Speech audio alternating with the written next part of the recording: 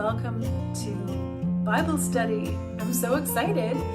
This is the first official Bible study day on a well-lit path.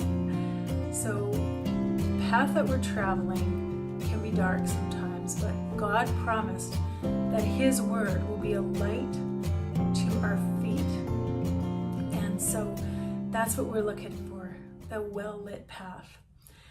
Today, I had said we were going to start in the book of James, but I pivoted. I just could not get the book of John out of my mind. And so we're going to start with the Gospel according to John. Now, James was a great book for me to start with because it was fresh in my mind. I recently did a study in the book of James, and it's kind of like a small book, like a handbook for Christians, for people who believe in Jesus and want to follow Him. But John is more complicated. It's longer, and quite a bit longer, and it's an eyewitness account of Jesus. And so I'm excited to dive into it with you today. We're just going to do the first 5 verses. And I have a commentary, I have a study Bible, I have different resources to help make sure that we're on the right track. But I also want to make this really relatable and something that anyone who stumbles on this video can understand. So I'm going to kind of stay out of the weeds a little bit of the scholarly language and the Christianese, as they say. So let me just start by reading this passage and then we'll take it apart a bit. The gospel, or good news, that's what gospel means, according to John. In the beginning was the Word, and the Word was with God, and the Word was God. He was in the beginning with God. All things were made through Him, and without Him was not anything made that was made. In Him was life, and the life was the light of men. The light shines in the darkness, and the darkness has not overcome it. So this is one of just the most precious, beautiful passages. This whole first chapter of John, it's kind of like a hymn or a song. It's very beautifully written and really powerful. So who was this guy? Who was John?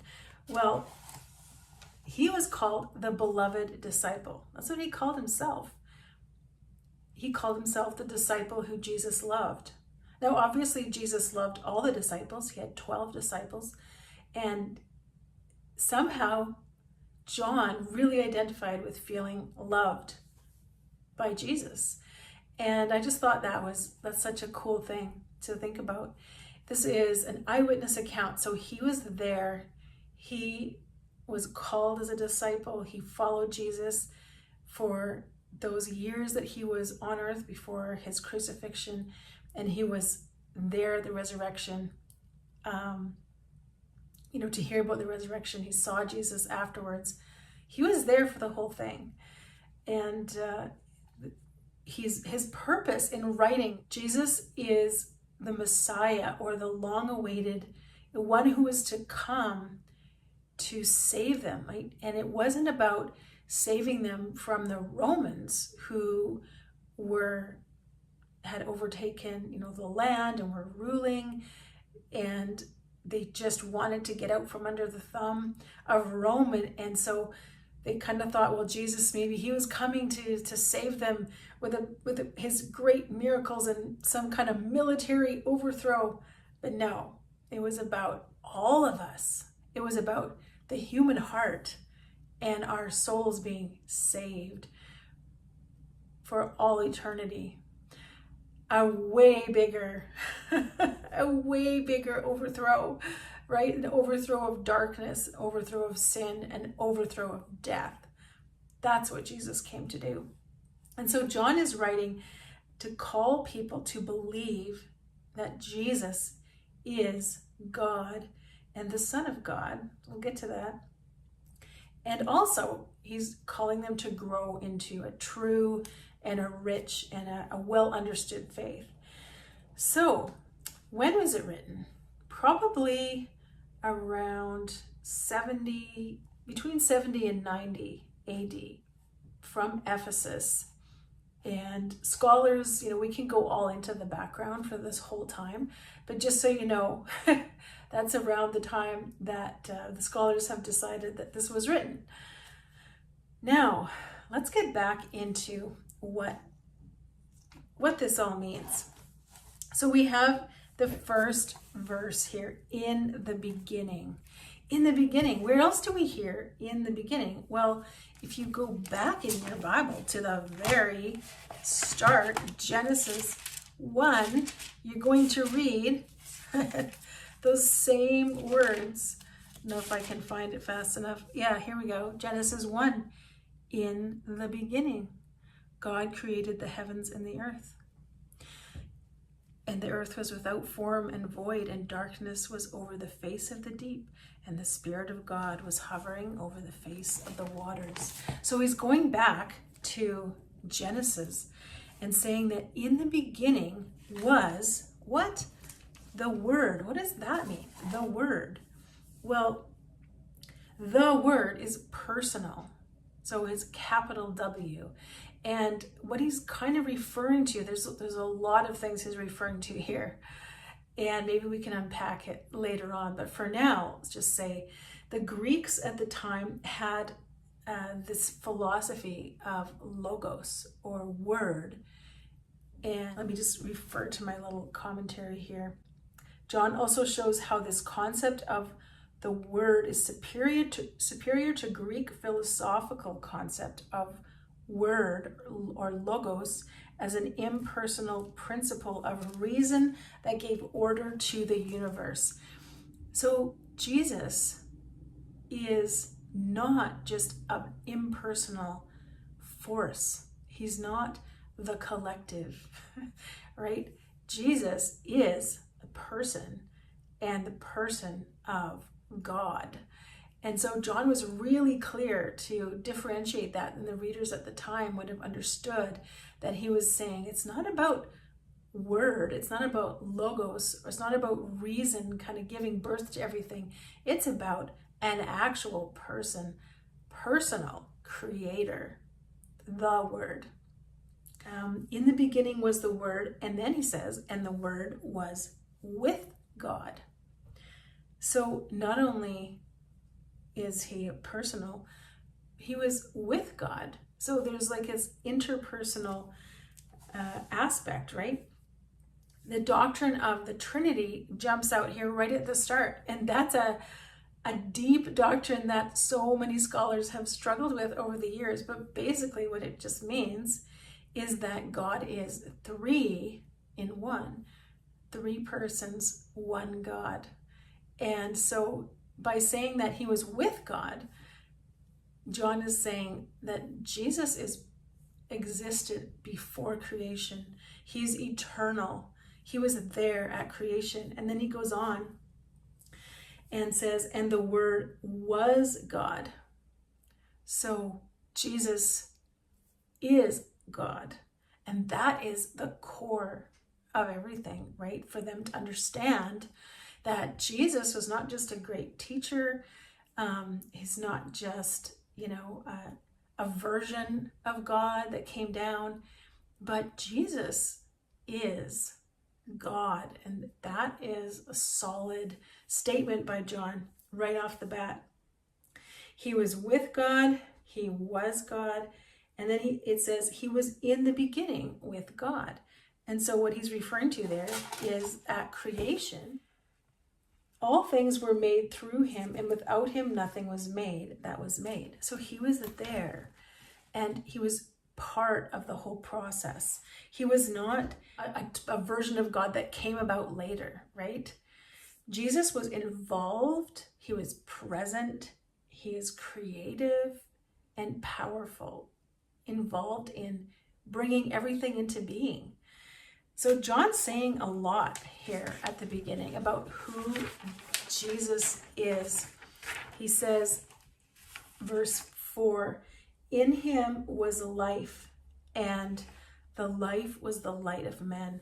So as just a quick cross-reference, the cross-reference just means other verses that support what you're reading and kind of can shed more light on the subject. He says in chapter 8, verse 12 of John, again, Jesus spoke to them saying, I am the light of the world. Whoever follows me will not walk in darkness, but will have the light of life. And then again in John chapter 12, I think verse 36, he says, so Jesus said to them, the light is among you for a little while longer. Walk while you have the light, lest darkness overtakes you. So this kind of light and darkness theme is going on in the book of John here. The light shines in the darkness, and the darkness has not overcome it. So John opens by declaring unapologetically who Jesus is and saying that he's the light. He's the light of the world, and the darkness has not overcome it.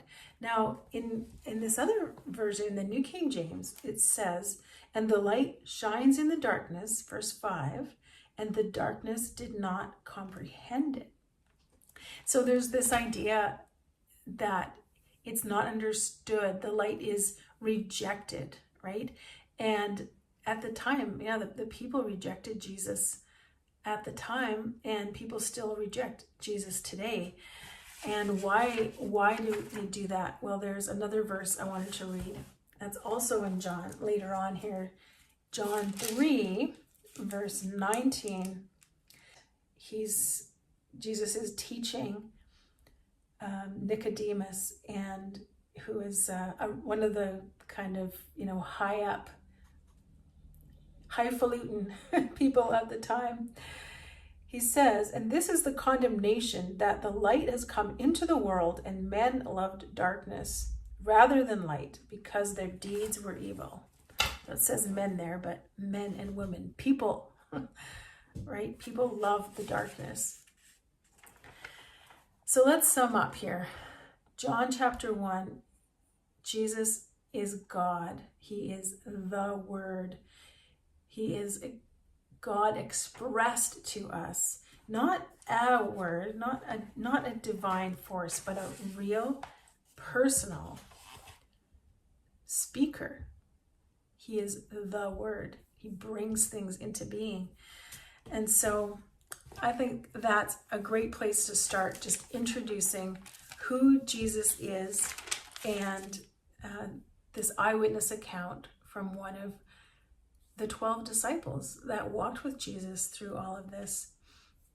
And next week, we'll get into verse 6 and talk about another guy named John. So if you're reading in here, you're like, well, is that who it's talking about?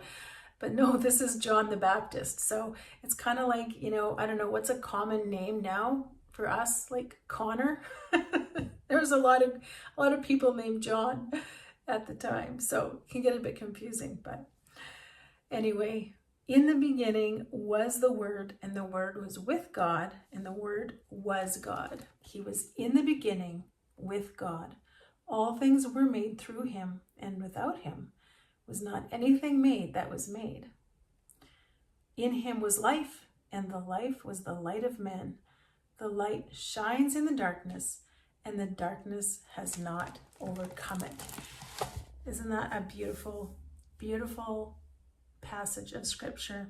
So I'm excited to keep going, and thank you for being here for this first Bible study time. I don't want to go on too long, but let me know what you think. If you have any questions in the comments, I am hoping to every once in a while do a live version of this, so that if you're watching, if you're interested, you can come into the comments and ask questions and share your insight. And yeah, so thanks for coming along. Let's walk together in the light.